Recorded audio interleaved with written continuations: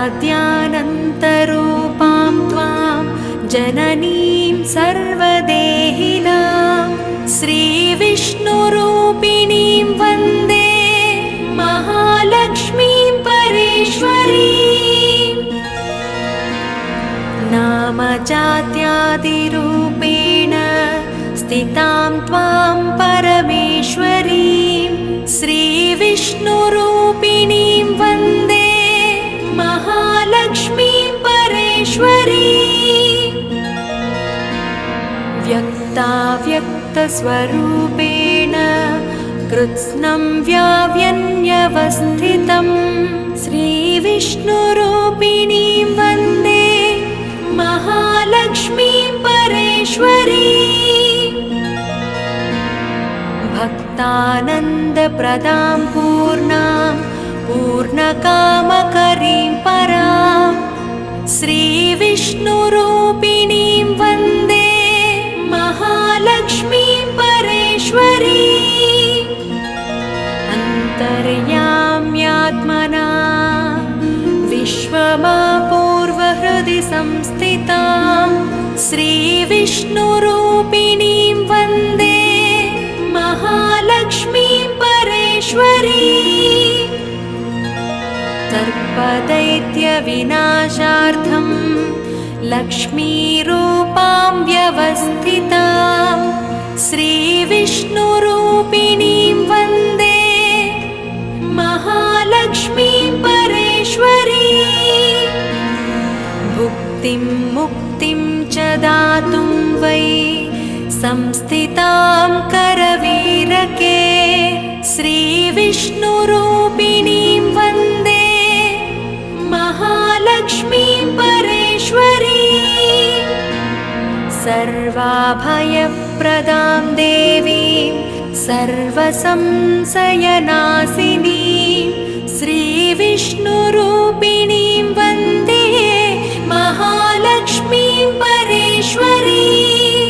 महालक्ष्मीं परेश्वरीं।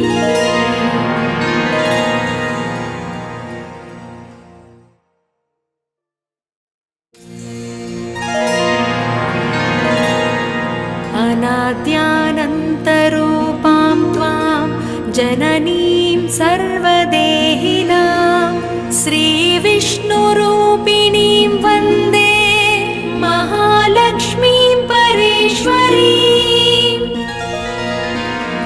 नामजात्यादिरूपेण स्थितां त्वां परमेश्वरीं श्रीविष्णुरूपिणीं वन्दे महालक्ष्मीं परेश्वरीं। व्यक्ताव्यक्तस्वरूपेण कृत्स्नं व्याव्यन्यवस्थितं श्रीविष्णुरूपिणीं वन्दे महालक्ष्मीं परेश्वरीं। भक्तानन्दप्रदां पूर्णां पूर्णकामकरीं परां श्रीविष्णुरूपिणीं वन्दे महालक्ष्मीं परेश्वरीं। अन्तर्याम्यात्मना विश्वमापूर्वहृदि संस्थितां श्रीविष्णुरूपिणीं वन्दे महालक्ष्मीं परेश्वरीं।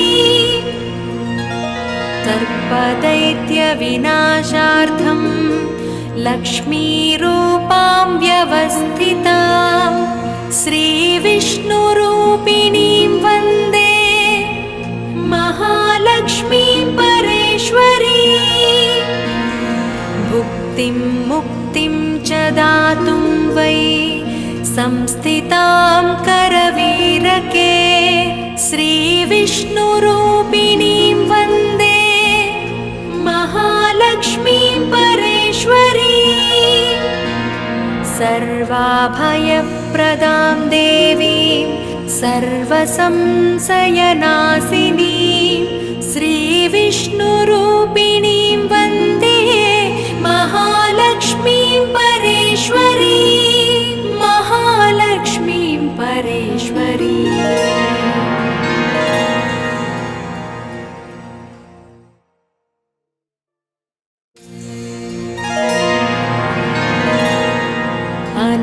अनाद्यानन्तरूपां त्वां जननीं सर्वदेहिनां श्रीविष्णुरूपिणीं वन्दे महालक्ष्मीं परेश्वरीम्।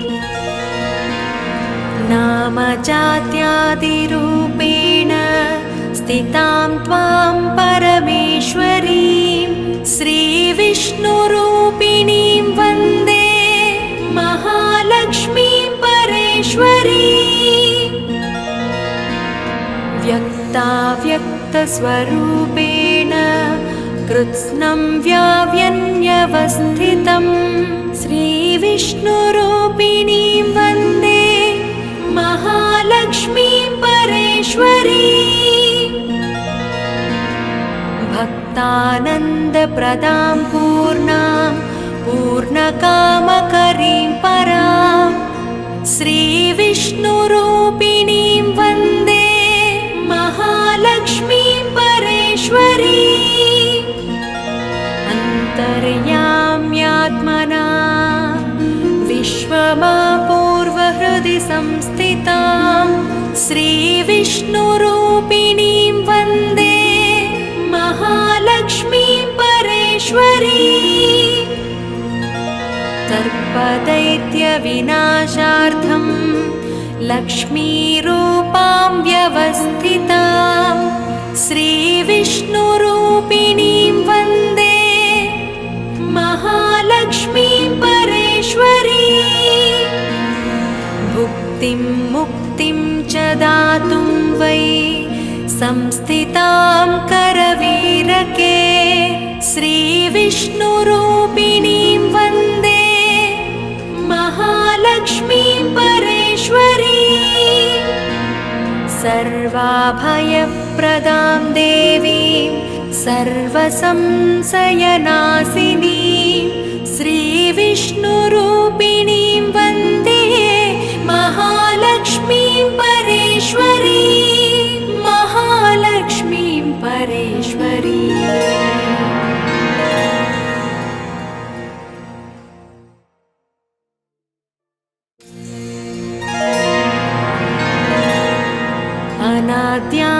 अनाद्यानन्तरूपां त्वां जननीं सर्वदेहिनां श्रीविष्णुरूपिणीं वन्दे महालक्ष्मीं परेश्वरीम्।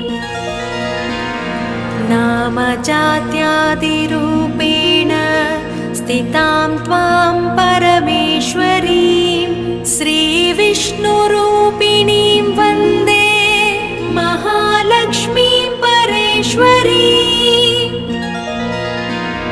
व्यक्ताव्यक्तस्वरूपेण कृत्स्नं व्याव्यन्यवस्थितं श्रीविष्णुरूपिणीं वन्दे महालक्ष्मीं परेश्वरीम्।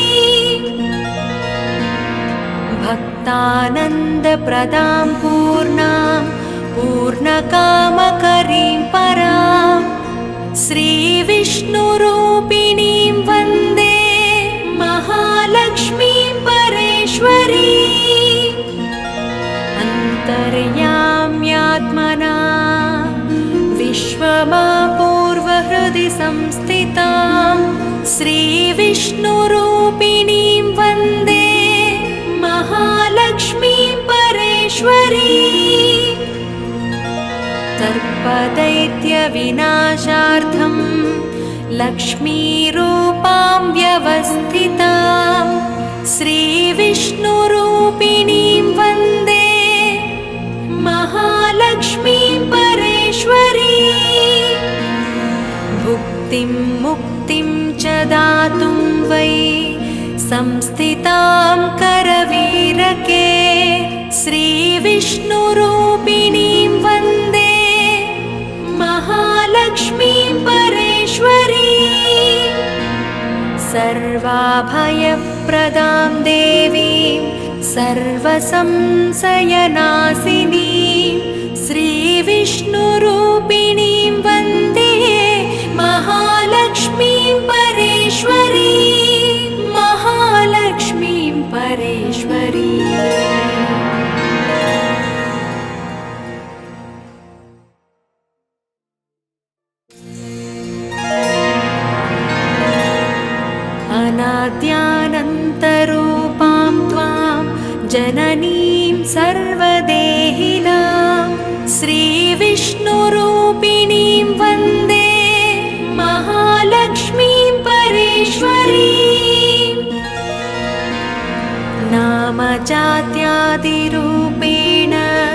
स्थितां त्वां परमेश्वरीं श्रीविष्णुरूपिणीं वन्दे महालक्ष्मीं परेश्वरीं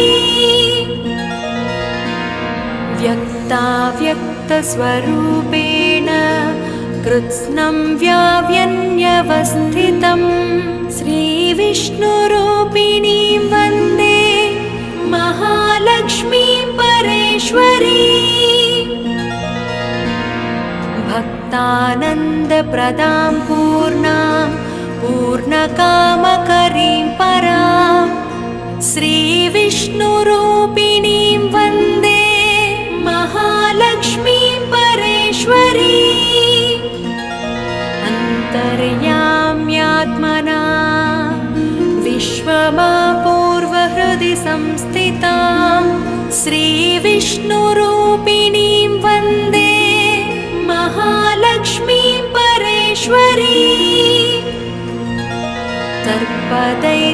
सर्पदैत्यविनाशार्थं लक्ष्मीरूपां व्यवस्थितां श्रीविष्णुरूपिणीं वन्दे महालक्ष्मीं परेश्वरीं भुक्तिं मुक्तिं च दातुं वै संस्थितां करवीरके श्रीविष्णुरूपिणीं वन्दे महालक्ष्मीं परेश्वरीं सर्वाभयप्रदां देवीं सर्वसंशयनाशिनीं श्रीविष्णुरूपिणीं वन्दे महालक्ष्मीं परेश्वरीं महालक्ष्मीं परेश्वरीं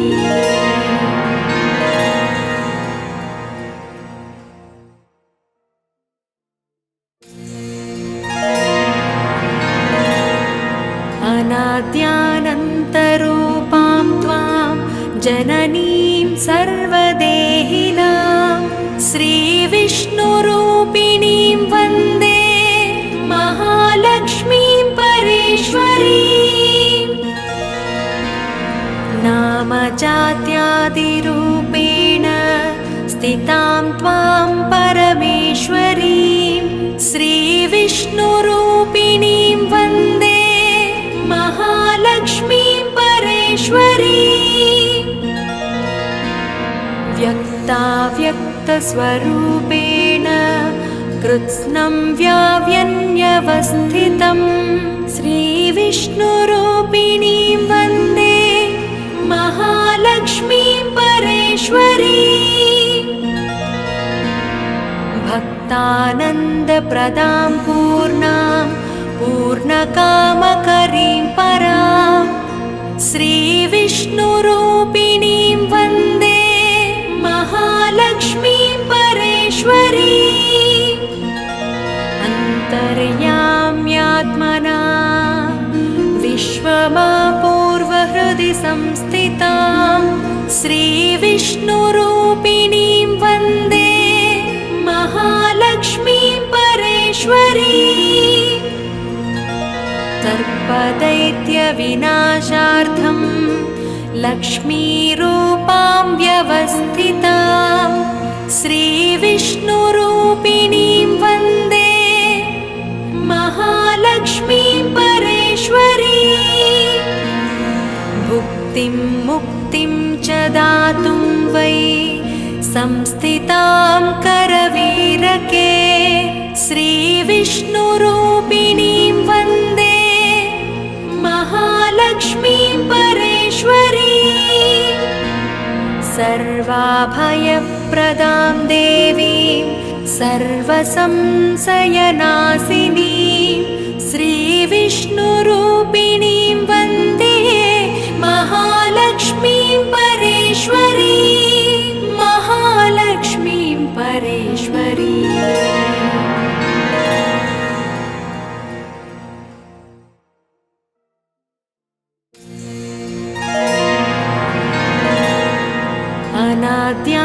अनाद्यानन्तरूपां त्वां जननीं सर्वदेहिनां श्रीविष्णुरूपिणीं वन्दे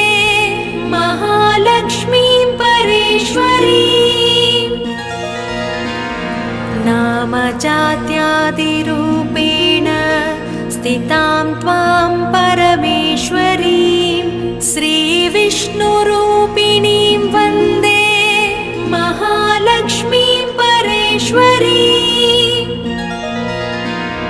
व्यक्ताव्यक्तस्वरूपेण कृत्स्नं व्याव्यन्यवस्थितं श्रीविष्णुरूपिणीं वन्दे महालक्ष्मीं परेश्वरीं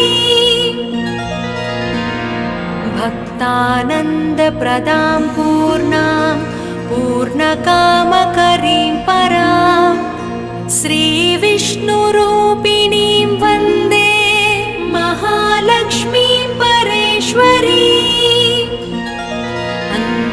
अन्तर्याम्यात्मना विश्वमापूर्वहृदि संस्थितां श्रीविष्णुरूपिणीं वन्दे महालक्ष्मीं परेश्वरीं सर्पदैत्यविनाशार्थं लक्ष्मीरूपां व्यवस्थितां श्रीविष्णुरूपिणीं वन्दे महालक्ष्मीं परेश्वरीं भुक्तिं मुक्तिं च दातुं वै संस्थितां करवीरके श्रीविष्णुरूपिणीं वन्दे महालक्ष्मीं परेश्वरीं सर्वाभयप्रदां देवीं सर्वसंशयनाशिनीं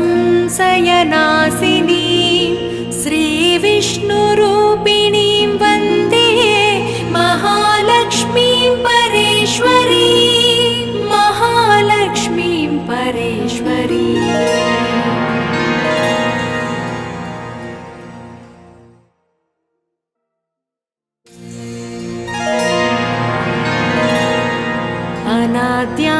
अनाद्यानन्तरूपां त्वां जननीं सर्वदेहिनां श्रीविष्णुरूपिणीं वन्दे महालक्ष्मीं परेश्वरीं नामजात्यादिरूपेण स्थितां त्वां परमेश्वरीं श्रीविष्णुरूपिणीं वन्दे महालक्ष्मीं परेश्वरीं व्यक्ताव्यक्तस्वरूपेण कृत्स्नं व्याव्यन्यवस्थितं श्रीविष्णुरूपिणीं वन्दे महालक्ष्मीं परेश्वरीं भक्तानन्दप्रदां पूर्णां पूर्णकामकरीं परां श्रीविष्णुरूपिणीं वन्दे महालक्ष्मीं परेश्वरीं अन्तर्याम्यात्मना विश्वमापूर्वहृदि संस्थितां श्रीविष्णुरूपिणीं वन्दे महालक्ष्मीं परेश्वरीं सर्पदैत्यविनाशार्थं लक्ष्मीरूपां व्यवस्थितां श्रीविष्णुरूपिणीं वन्दे महालक्ष्मीं परेश्वरीं भुक्तिं मुक्तिं च दातुं वै संस्थितां करवीरके श्रीविष्णुरूपिणीं वन्दे महालक्ष्मीं परेश्वरीं सर्वाभयप्रदां देवीं सर्वसंशयनाशिनीं श्रीविष्णुरूपिणीं वन्दे महालक्ष्मीं परेश्वरीं महालक्ष्मीं परेश्वरीं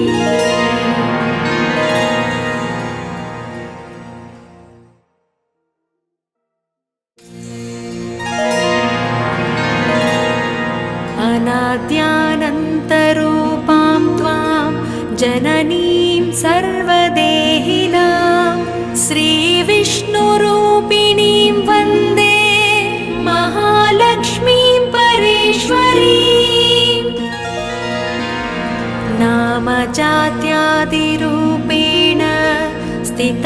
त्वां परमेश्वरीं श्रीविष्णुरूपिणीं वन्दे महालक्ष्मीं परेश्वरीम्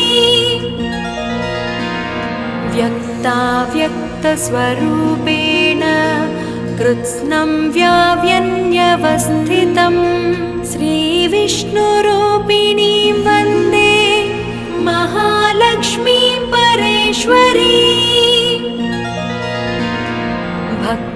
भक्तानन्दप्रदां पूर्णां पूर्णकामकरीं परां श्रीविष्णुरूपिणीं वन्दे महालक्ष्मीं परेश्वरीम्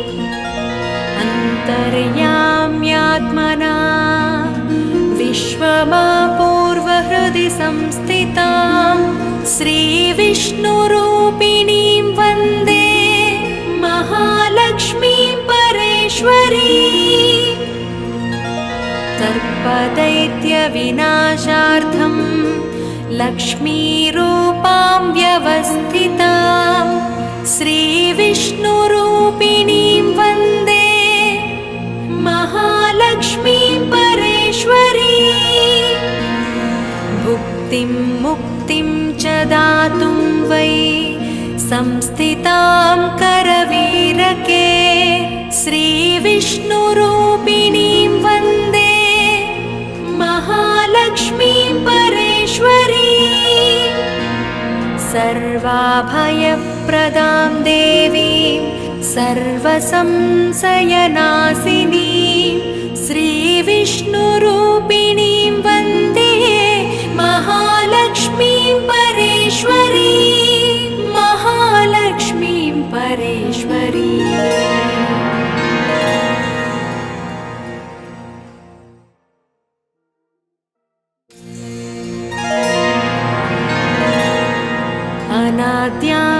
अनाद्यानन्तरूपां त्वां जननीं सर्वदेहिनां श्रीविष्णुरूपिणीं वन्दे महालक्ष्मीं परेश्वरीम् नामजात्यादिरूपेण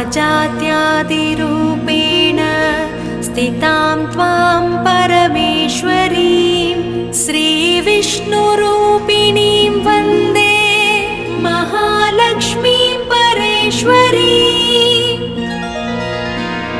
व्यक्ताव्यक्तस्वरूपेण कृत्स्नं व्याव्यन्यवस्थितं श्रीविष्णुरूपिणीं वन्दे महालक्ष्मीं परेश्वरीम्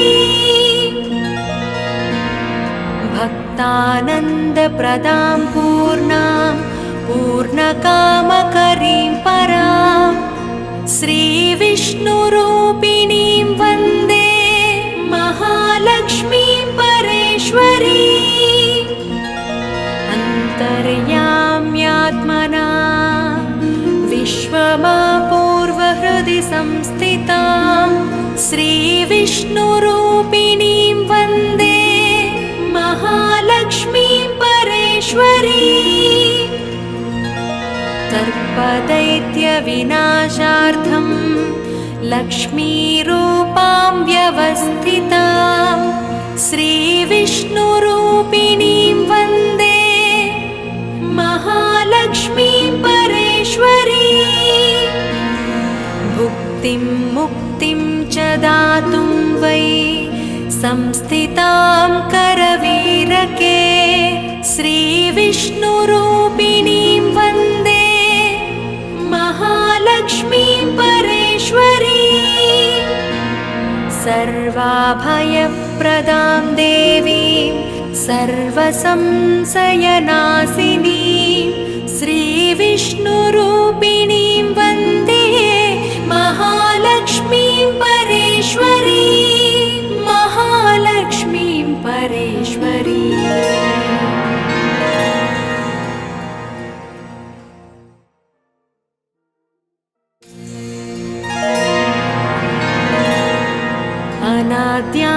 अनाद्यानन्तरूपां त्वां जननीं सर्वदेहिनां श्रीविष्णुरूपिणीं वन्दे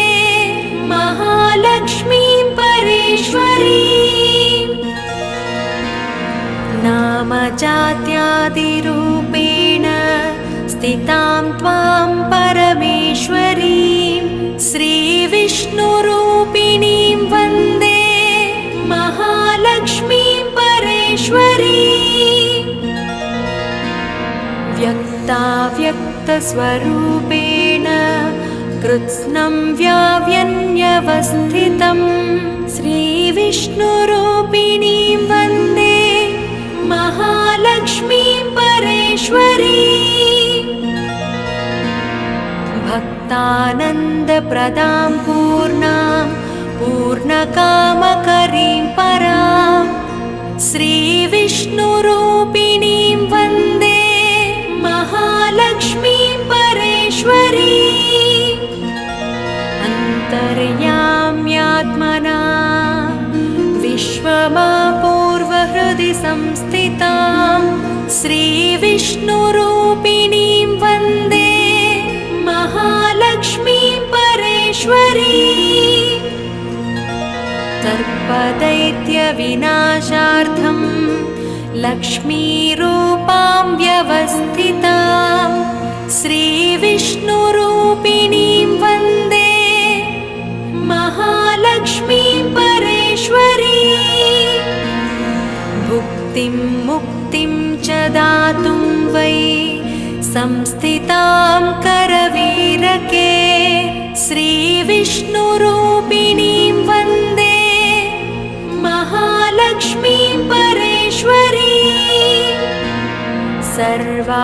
सर्वाभयप्रदां देवीं सर्वसंशयनाशिनीं श्रीविष्णुरूपिणीं वन्दे महालक्ष्मीं परेश्वरीं महालक्ष्मीं परेश्वरीं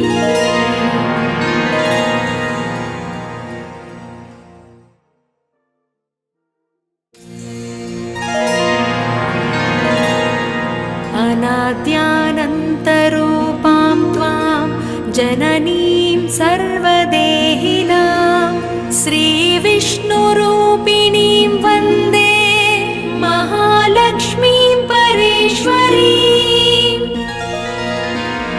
नामजात्यादिरूपेण स्थिता